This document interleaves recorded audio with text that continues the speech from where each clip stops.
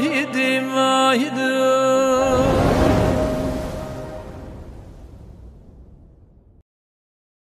chers amis, nous nous retrouvons pour un nouveau partage aujourd'hui. Nous sommes la veille de Shabbat, Parasha Vaera, Chavzaïn Tevet Hei Tafshin Pe Gimel, 27 Tevet 5783 années du rassemblement, Shonat Hakel, comme chacun le sait. J'aimerais que nous puissions aujourd'hui partager et réfléchir ensemble sur l'une des grandes thématiques du judaïsme. Est-il permis de nous interroger sur les attitudes d'Hachem? D'un côté, nos prophètes nous le disent, Kilo marchevotai marchevotechem, velo darechechem drachai neum Hashem. Parce que mes pensées ne sont pas les vôtres, et parce que mes chemins ne sont pas les vôtres. Parole de l'Éternel. C'est exact. Et si nous voulions comprendre les comportements d'Hachem, Mishpete Hashem emet tzadko yardav, les jugements, les attitudes d'Hachem sont émet, sont toutes vérités. Lorsqu'elles sont analysées ensemble, est-ce que l'être humain a la possibilité de comprendre sur 50 milliards d'individus, tel qu'il faudrait connaître pensée, parole et action de tout être humain et de tout ce qui se passe sur le règne minéral, animal, végétal et humain, afin de comprendre un acte d'Hachem? Il est évident que ceci n'est pas dans l'ordre de la réalité. Mais tout de même, en tant que juifs, nous allons ici nous pencher sur ce que la Torah écrit. La Torah, c'est un enseignement, c'est une hora'a pour chacun d'entre nous. Et nous allons voir ici que nous pouvons poser des questions. La difficulté là et le risque serait d'y apporter des réponses inappropriées. Mais la question était oui à poser. Je vais introduire ces propos avec une histoire d'un enfant. Cet enfant s'appelle Elchanan Cohen. Et cet enfant, un jour, il était au cheder à l'école. Et son professeur, qui enseigne Bereshit, Bereshit bara Elohim, et hashamayim et haaretz. Au commencement, l'Éternel créa le ciel et la terre. Cet enfant qui était curieux, comme on dit de manière innocente, Masiach lefitumo, avec profonde innocence, demande à son professeur, mais qui a créé Dieu? Qui a créé Hachem? Qui a créé Dieu? Et le professeur, à la place de répondre à la question, se met en colère et l'insulte devant tous ses camarades, lui fait honte. Kfira pikorsout. Tu proposes sur les paroles épicuriennes, etc., etc.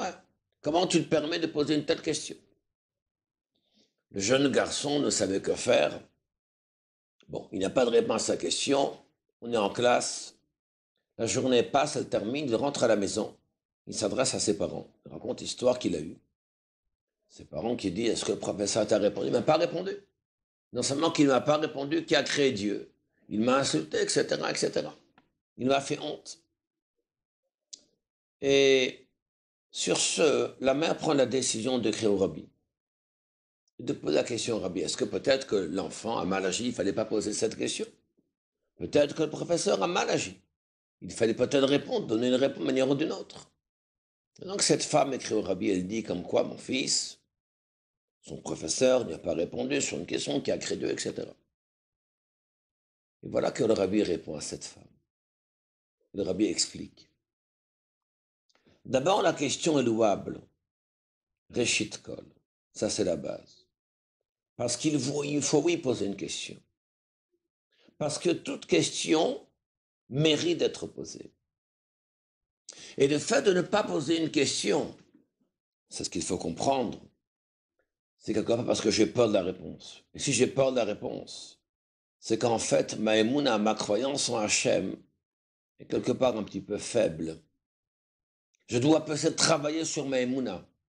Parce que si la réponse que j'attends ne correspond pas à ce que je veux savoir, peut-être que je ne vais pas aller dans le bon sens. Bon, et déjà, Reshit Kol, il faut savoir déjà qu'on pose toutes les questions. Et le rabbi encourage cet enfant à poser une question bête. Deuxièmement, le rabbi explique, c'est que dans le Klal Israël, notre peuple, il y a un principe fondamental qui s'appelle Naseh Benishma. Nous ferons un peu, nous comprendrons. Nous ferons un peu, nous comprendrons, ça veut dire qu'on ne peut pas tout comprendre à tout âge. Mais par contre, L'action est à la portée de tous. La Torah nous dit que la Torah elle est proche de toi. Dans ta bouche, dans ton cœur, et pour l'accomplir. Il suffit à ce que nous commencions par l'action. À mettre tchilin, manger matzah à Pessah, à faire une bracha tous les matins, à faire un bracha chez Akol, même que tu ne comprends pas encore la chose.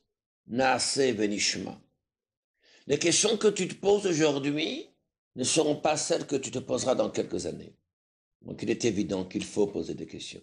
Ceci est clair. Donc le professeur avait totalement tort de ne pas répondre à cet enfant. Il aurait peut-être dû lui répondre. D'où sait-on qui c'est qui a créé Dieu? Réponse. Hachem a toujours existé. Hachem n'a pas d'origine. Beli Reshit ou Beli Tachlit. Ni d'un début ni une fin. Il était l'origine de tout. L'enfant peut ne pas comprendre. Le professeur n'a pas l'obligation d'épiloguer sur chaque chose. Et avec le temps, Mashiachzman, ce que le temps fera, l'intellect ne fera pas. Et dans cette même ordre d'idées, une deuxième histoire extrêmement intéressante d'un étudiant américain qui rentre en Yechidut chez le rabbi, une audience privée, avec une page, un daf, malesfekot, une vingtaine de questions sur des doutes sur l'existence d'Hachem. Et le rabbi entend toutes ces questions du garçon, et le rabbi lui répond: vos questions sont extrêmement intéressantes, elles sont pertinentes. Mais je ne peux pas répondre à cette question maintenant, à ces questions maintenant, parce qu'il y a une multitude de personnes qui attendent l'élection pour avoir ma bénédiction, depuis maintenant des mois. Par contre, ce que je vous propose, c'est de revenir. Et nous aurons l'occasion de discuter de cela à la fin de la nuit, par le cours de 4-5 heures du matin, j'aurai tout le temps de vous consacrer. Et le rabbi rajoute: je vous invite à rentrer à la yeshiva, à venir apprendre, à vous investir dans l'étude. Et nous nous reverrons d'ici un certain temps. Le bachour, l'étudiant en question, qui n'était pas un bachour yeshiva, qui n'était pas un yeshivite, va-t-on dire, qui n'était pas habitué à l'étude de la Torah, va-t-on dire en tant que tel, qui écoute les conseils du rabbi, et qui rentre à la yeshiva, et qui passe un certain temps, et qui commence à étudier. Un jour, 2 jours, une semaine, plusieurs semaines, quelques mois. Après ces quelques mois, le garçon décide de reprendre rendez-vous pour une nouvelle yechidut, audience avec le rabbi, et le rabbi le reçoit. Le rabbi, et dans cet entretien, le garçon était extrêmement heureux, avec une nouvelle énergie d'annoncer au rabbi: merci de votre conseil, j'étais allé Shiva, j'ai pu apprendre, etc., etc. Et ça m'a renforcé. Le rabbi lui demande: qu'en est-il de la fameuse feuille avec toutes les questions que vous aviez? Et le garçon de répondre: rabbi, ce n'est plus d'actualité. En d'autres mots, voilà une étude qui a été faite et qui a permis finalement à ce que les questions que j'avais aujourd'hui ne seront plus celles de demain. Donc il faut poser toutes les questions. Et j'invite tout un chacun à poser des questions.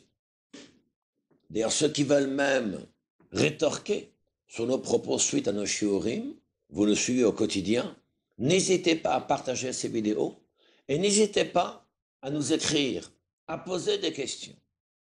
Il le faut, c'est nécessaire. Et celui qui a d'ailleurs été le premier qui a interpellé Akadebor, qui a interpellé Hachem, ça a été Moshe Rabbeinu. Umeaz bati el paro hera la'amazeh vehatzel u'tzalta et amecha. Depuis que je suis venu voir Paro, Pharaon, sur ta mission, la situation du peuple d'Israël, elle s'est non seulement pas allégée, elle s'est aggravée. Vehatzel u'tzalta et amecha. Et tu n'as pas sauvé ce peuple. Moshe Rabbeinu, dans Parashat Vaera, quelques Rashi expliquent, c'était le questionnement de Moshe Rabbeinu à la fin de Parashat Shemot. Et dans la Parashat Vaera, qu'est-ce que nous voyons en Vaera? Hachem s'est dévoilé au Havot, auprès des patriarches, Avram, Yitzhak et Yaakov, où Shmi Hashem le nodati lahem. Mais Hashem ne s'est pas dévoilé à travers ce qu'on appelle le tétragramme, l'essence du nom de Dieu. Ce n'est qu'à travers Moshe Rabbeinu, cette nouvelle dimension, lorsque les enfants d'Israël descendent en Mitzrayim, en Égypte, et qu'ils sont asservis. Vidatem kani Hashem. Le but est, c'est que les béné Israël savent que je suis Dieu. Yutke Vavke. Le nom de Dieu, le tétragramme indique le fait. Eheya Asher Eheye. La même manière qu'Hachem est là, vous envoie en esclavage, il sera toujours avec vous dans toutes les souffrances que vous aurez. Et dans toutes les souffrances que vous allez avoir, Hachem souffrira avec vous. Pour ensuite vous amener ce si grand dévoilement, le don de la Torah et tout ce qui va suivre. Donc Moshe Rabbeinu interpelle Dieu. Et d'ailleurs, Rashi nous dit, la grande question, c'est que les avos des patriarches n'ont pas questionné Hachem. Lorsque Hachem s'adresse à Abraham, il lui dit, prends ton fils, va le sacrifier. Abraham aurait pu très bien interpeller Dieu. Comment c'est possible, Hachem? La veille, tu me dis, que ta descendance sera celle de Israël, une partie d'Israël, à travers Jacob et les Shvatim et les tribus d'Israël. Et maintenant, tu me demandes de le sacrifier. Comment c'est possible? Lohir er achar midotai. Abraham ne pose pas la moindre question. D'ailleurs, Rachid le rapporte sur ses propos, Chaval al de avdin velom ishtakrin. Dommage à ceux qui ne sont plus de ce monde et qu'on ne retrouve plus. Mais Moshe Rabbeinu indique et nous donne une nouvelle ligne de conduite en tant que juifs depuis le don de la Torah. Nous ne sommes pas uniquement que les avadim de Dieu, que le serviteur d'Hachem. Tel que Eliezer qui avait Eved Avram Anochi, serviteur d'Avram je suis, qu'Avram était le serviteur fidèle d'Hachem. C'est exact. Nous devenons banim latem l'Hachem Elokechem. Vous êtes les enfants de Dieu. Et en tant que ben, en tant que fils, alors le fils pose une question à son père, de manière tout à fait légitime. Ça, c'est la manière d'aborder cette nouvelle ligne de conduite, cette nouvelle ouverture à partir de Sefer Shemot, tel que Moshe Rabbeinu. Moshe Rabbeinu qui est le Roé Neeman, le Raya Mehemna. Moshe Rabbeinu qui est celui qui nourrit la croyance du Klal Israël. Moshe Rabbeinu qui est celui qui ne se contente pas de guider le peuple juif, mais qui nourrit cette croyance. Comment nourrir une croyance?